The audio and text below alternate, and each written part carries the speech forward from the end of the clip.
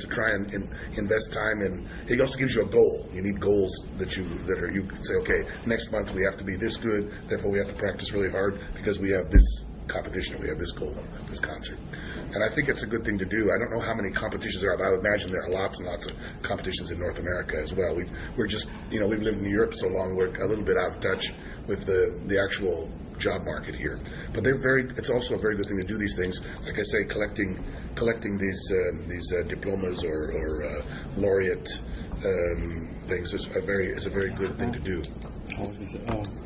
I was going to latch on to just something that David mentioned there about us not being in the States recently. I mean, we've been all over in Europe for 20 years, and when we left, there was certain ways of running a business, which we all sort of grew up with, but things may have changed now. So, I mean, it's a bit of an advantage living in Europe, but working here in the States, because you get all these big extra tax deductions. At least that's the way it's been up till now, because we have here on a little thing talking about tax status. I mean, one of the things that's absolutely necessary at this point, I've discovered in the last year, if you have an ensemble and you're going to be doing concerts, you must have bank accounts for that ensemble and only for that ensemble.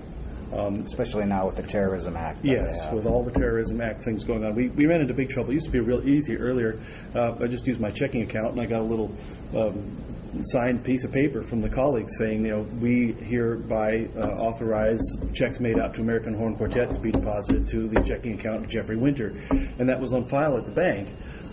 Then one day we did a tour, and I sent $20,000 worth of checks in, and money just never appeared in the account. And it had arrived at the bank, and they said, "Oh, well, we can't deposit these," and it just sat there. And after about 5 weeks, I finally chased down where this envelope had actually ended up. I was saying, "Well, why didn't you call me and let me know that the rules had changed? You've got my phone number. You know I live in Germany. My address and everything is there on the account. Why don't you at least get in touch with me?"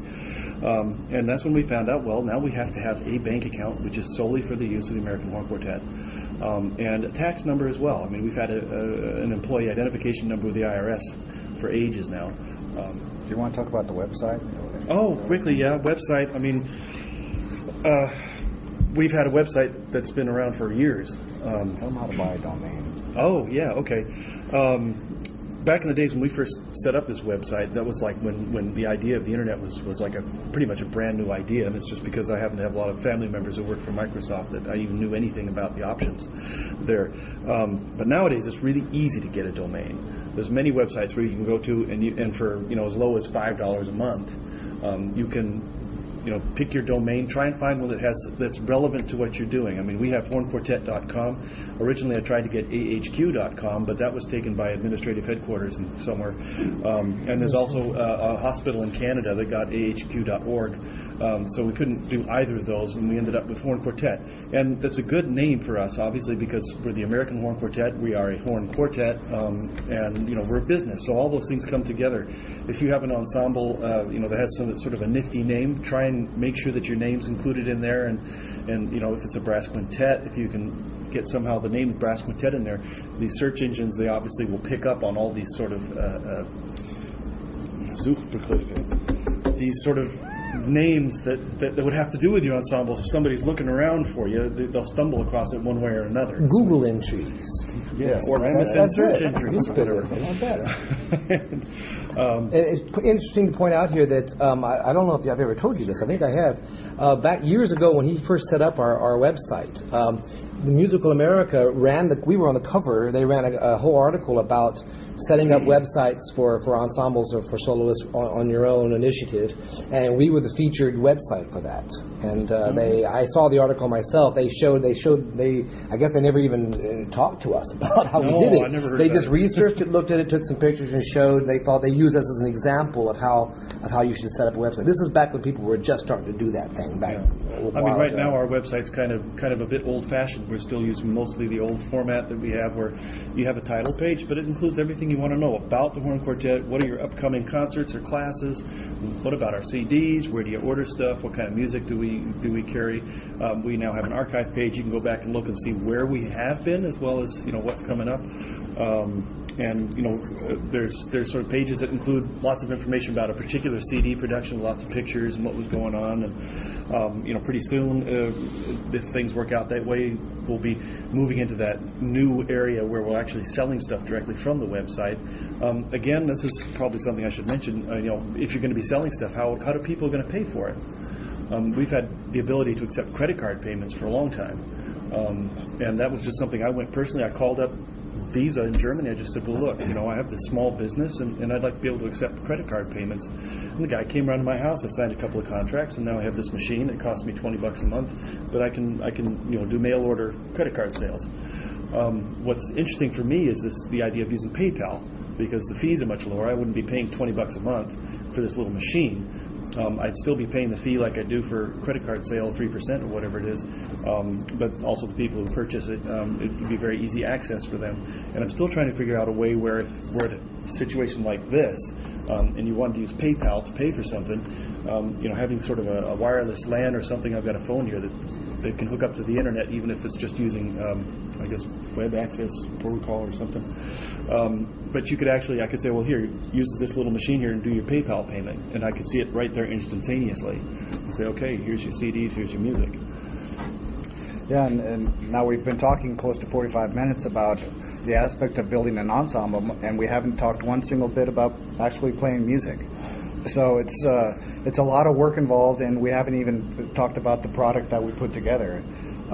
David, do you want to talk about how we rehearse, maybe? I would say that's also an ongoing process. In the old days, before we had a repertoire, when we first met, for instance, Charlie is our newest member. He came to us in 1989. This group has been together since 1989, the way you see us here. And three of us, Jeff and Carrie and I, have been here since 1985. And I'd say when we first came together as a quartet, the most important thing was when Charlie came to us, we had to put back a repertoire we already had. It was a lot easier than, of course, because basically all I wanted to work really hard was Charlie, because he had a lot of stuff to learn, and we had to adjust a little bit to him. But we all basically knew the music, and Charlie had to adjust a little bit. But may I say something? Yeah. I had to audition to get in. He did. That's true, actually. And it was really close. But it was more of it was a pretty friendly thing. There were only three people. We were very snobbish, and there were only three people we considered, because quite frankly, and I mean this as a compliment, quite frankly, unfortunately, the way the world works, in every city in Europe, there's somebody that plays high horn just fine. There are usually, depending on the size of the city, there are a number of people that play high horn just fine, or better. But there aren't very many really, really good low horn players. I think that's probably true in this country too, although I can't speak with 100% assuredness, because like I say, we all live in Europe. But in Europe, a really great fourth horn player is a find. It's basically, it's more rare than a good tuba player in a brass quintet. Tuba players, I would imagine, I don't know this school at all, but although I auditioned for it many, many years ago. But I would imagine there are two or three excellent tuba players here, and that's just one school. But you can go. I probably in Germany there are you can count on one hand the amount of low horn players as good as Charlie is, for instance. Okay, well now when we get together it's a lot easier. Usually in advance, either Jeff or Carrie or Charlie has sent out a list saying what we're gonna be practicing, what the next concerts we're coming to do. We all have to practice individually, of which I'm probably the most guilty of not doing that very much. But anyway, we come together already having looked at our own music. We sit down, basically play through, I would say at least 75% of the stuff is things we've all done before. Most of it's more than 75%. So basically it's a quick run through. We know already the little things that happen. That's not a problem. We do it one more time. It's going to be okay, kind of thing. And then we usually have at least one or two new pieces that either someone has been sent to read, or we just, we want to do something new in a concert. So with that, we spend the majority, I would say, let's say 50% of the time on that new piece, and the rest of the time on the rest of the product.